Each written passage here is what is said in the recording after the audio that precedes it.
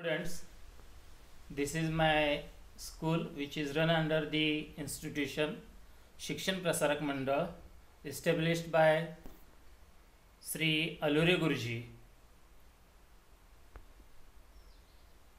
If you like videos, do subscribe this channel and get daily videos. So students, in this point we will see the period and electronic configuration, how these elements they get placed in different periods depending upon its electronic configuration. That is, if you look here, in a first period there are only two elements, hydrogen and helium. In a second period, third period, there are 8 elements, and in the fourth we have shown here only 2. There are also 18 elements. But students, if we observe this electronic configuration from the different period, if we get an example of second period, that is, it starts from lithium and end in a neon. The electronic configuration of lithium is 2,1, beryllium 2,2, boron 2,3, carbon 2,4, nitrogen 2,5, oxygen 2,6, fluorine 2,7, and neon 2,8. Here if you observe, the electrons in a second period elements, that is, they get distributed in only 2 periods. Means number of cells or the orbit indicates the position of that element in a period of the modern periodic table. Here are only 2 cells or the 2 orbits, and therefore all these elements they are placed in a second period. If we consider the third period, in the third period it starts with sodium and end in a argon. The electronic configuration of these elements, that is of the sodium 2,8,1, that of the magnesium 2,8,2, that of the aluminum 2,8,3, so on, and of argon, that is 2,8,8.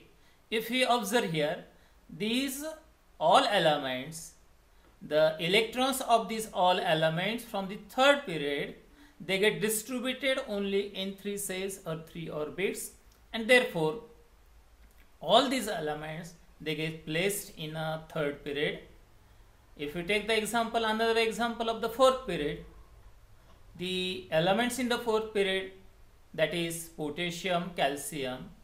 If you look towards the electronic configuration, we will see that the potassium has electronic configuration 2,8,8,1, that of the calcium 2,8,8,2, and therefore the elements from the fourth period, the electrons get distributed in a 4 cell or 4 orbits, and from that we can say that the number of cells or orbits in which the electrons get distributed, from that the element is placed in a different period of this modern periodic table.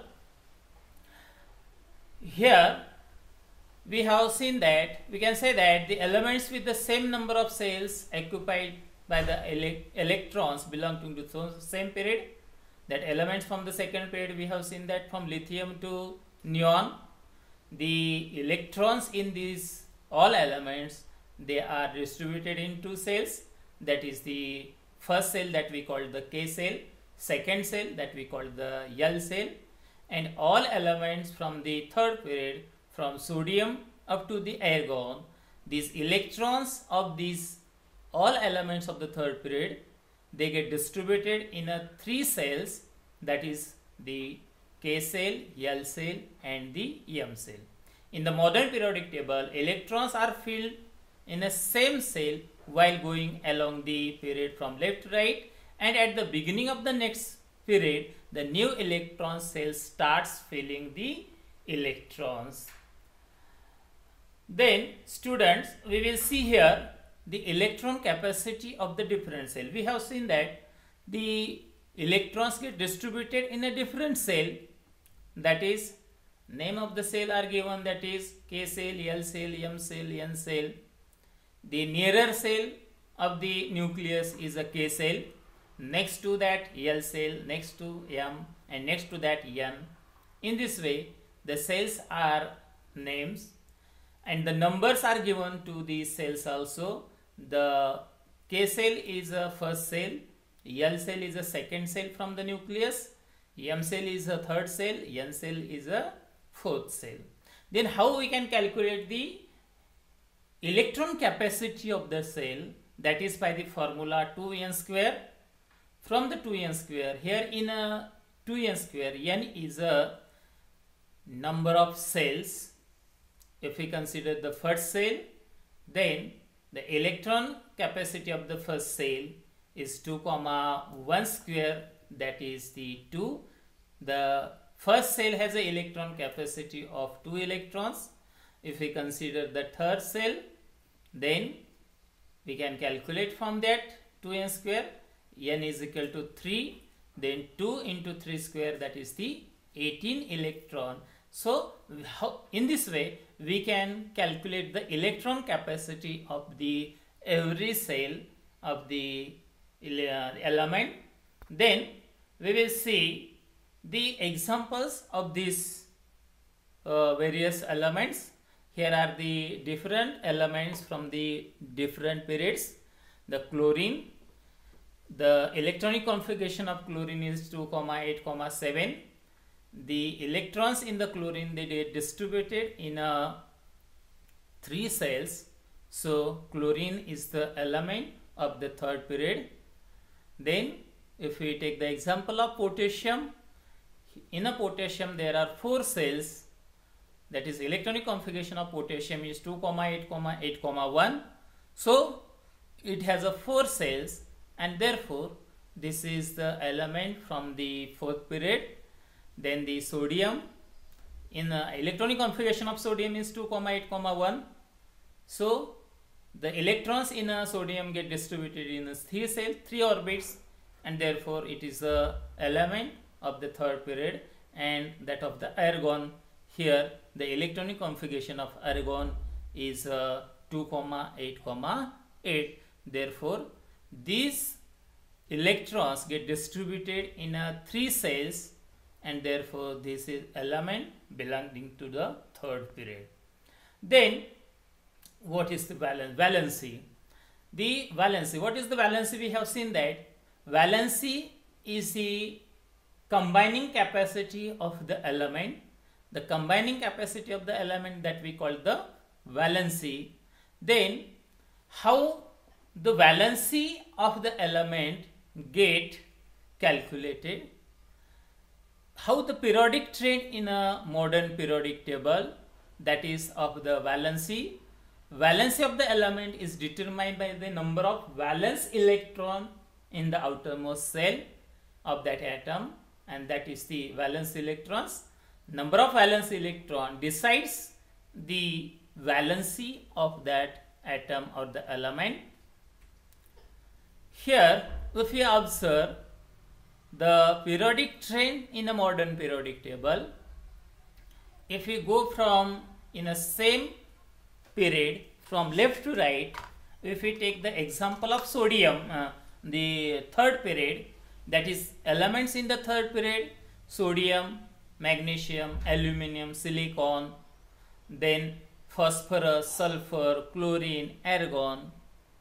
The valence electron in these elements, that is of the sodium is 1, of the magnesium is 2, aluminum 3, silicon has 4 valence electron, phosphorus 5, then sulfur 6, chlorine 7, and argon 8. If you observe the valence electron, we see that the electron get added in the same cell. If we consider the valency of the elements in the same period, lithium, sodium, its electronic configuration 2, 8, 1. So in its outermost shell there is only one electron, and it will lose easily that electron and become a positively charged ion, that is the cation, and become a stable after obtaining its octet after the losing the electron. So the valency of that sodium is 1. That of the magnesium, the valence electron in magnesium 2, it also loses the electron and its valency will be 2. Aluminum has a 3 valence electron. In this way, the valency grows on increasing, that is from sodium up to the silicon. Sodium has 1 valency, then magnesium has 2, aluminum has 3, then silicon has 4. In case of phosphorus, the valence electrons are 5, and therefore its valency, it requires 3 electrons to octet its orbit to complete its octet, and therefore it gains the electron. It requires 3 electrons, and therefore its valency will be 3. And that of the sulfur, that is the atomic number of sulfur is 16, and therefore its electronic configuration 2,8,6, and therefore its valency is 2. Then that of the chlorine, its electronic configuration is 2,8,7. It requires only 1 electron, so it gains 1 electron, it accepts 1 electron and becomes stable, so its valency is 1. And that of the argon, it has a complete octet. All cells of this element are completely fulfilled, so it doesn't take part in any chemical reaction. So these elements, they are called the noble elements from the 18th group. These various elements in a noble that we call the inert gases also. So the valency trend in a period, the same period, first of all it goes on increasing and then it goes upon decreasing. In case of the same group, if you observe the group, the valence electron in a group has the same number of valence electrons. So in a group the valency is the same and they have the same chemical properties. The periodic chain in a modern periodic table of the atomic size. Then what is the atomic size? The atomic size is determined by its atomic radius. What is the atomic radius? It is the distance between the nucleus of an atom and the outermost shell. What is it?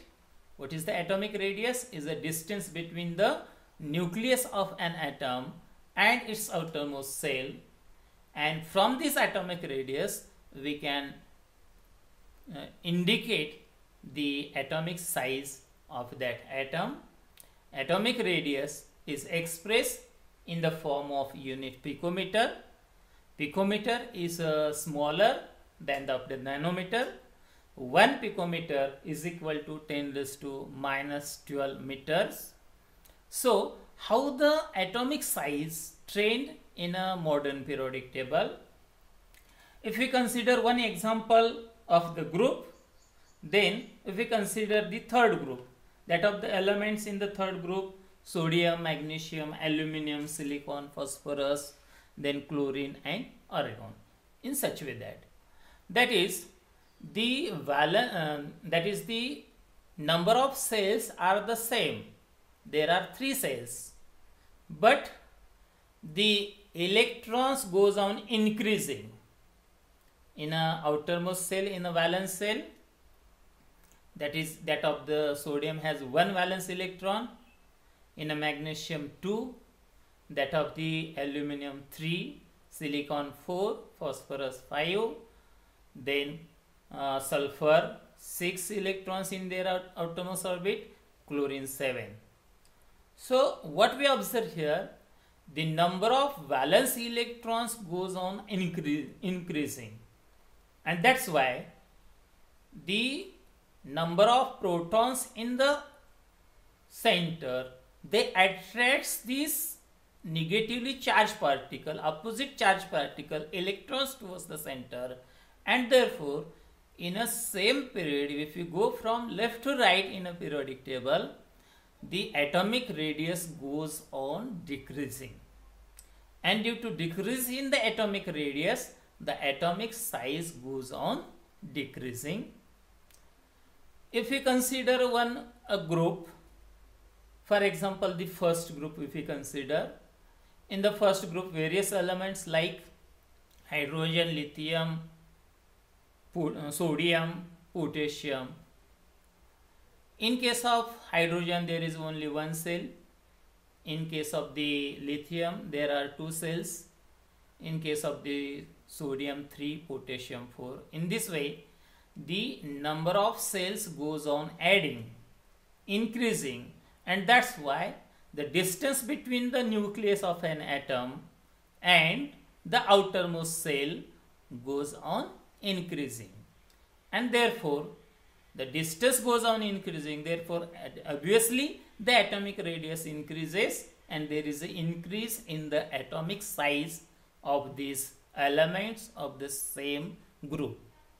That is, in a modern periodic table, if we in a same period, if we go from left to right, the atomic radius goes on decreasing, and in a same group, if we go down from top to bottom, then the atomic size of the atom of these elements goes on increasing.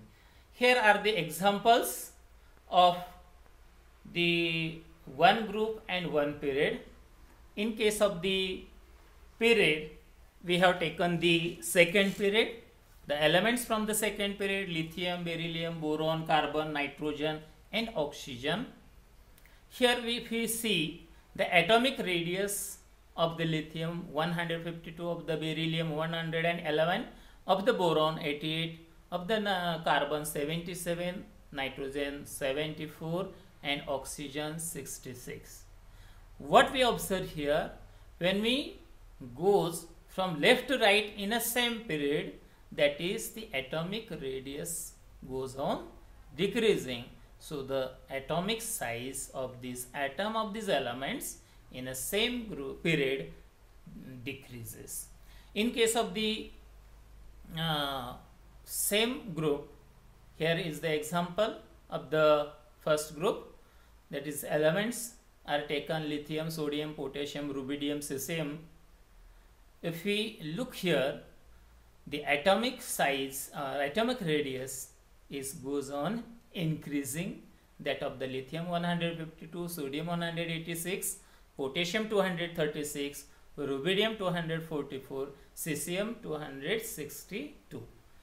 Why it is so happened? Because the number of cells goes on adding, and that's why due to number of cells goes on adding, the distance between the nucleus of the atom and the outermost cell increases, and therefore there is an increase in the atomic size.